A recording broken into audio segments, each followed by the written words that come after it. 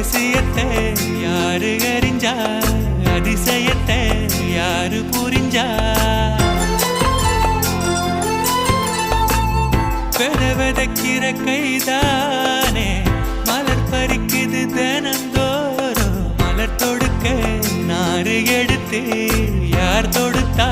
மாலையாச்சு